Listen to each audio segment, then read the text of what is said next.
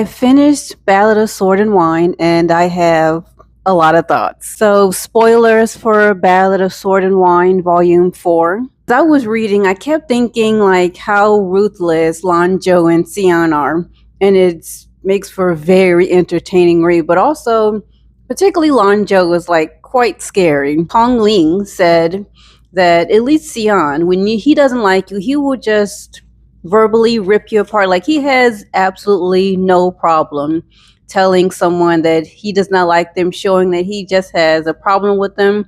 But Lonjo, you don't really know you're standing with him. He will be very nice to your face and he will just like bleed you dry and then stab you in the back when you least expect it.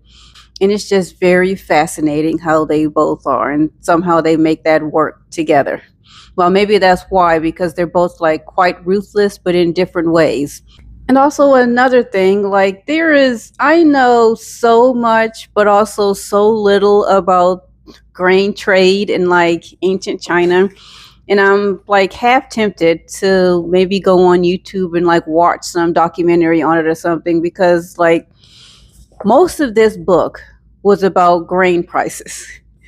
It was so much about grain. And I guess the interesting thing about this is that it makes it sound like so boring, but it wasn't. It makes for a very interesting read, seeing Lonjo go to, I guess, grain to go to trade war with a bunch of bandits. And also quite frustrating when he finally, I guess, won, and then Lu Mu came out of nowhere and just like tried to take everything from him. And also, this book had me side eyeing a lot of the like side characters, because I was just like, are we about to get some romance between some of these other characters? Because why is Lu Mu staring at Kong Ling's like that?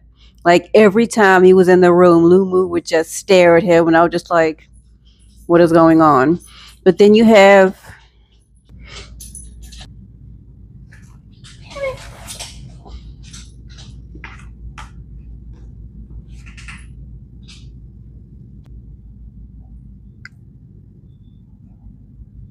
And I'm sorry if I'm mispronouncing a lot of these characters' names. I'm still only like a couple of months into learning the Chinese pinyin.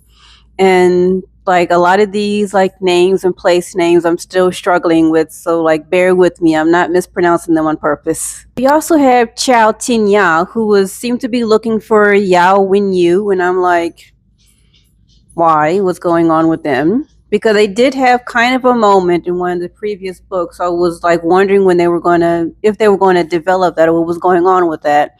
But it was just interesting how they were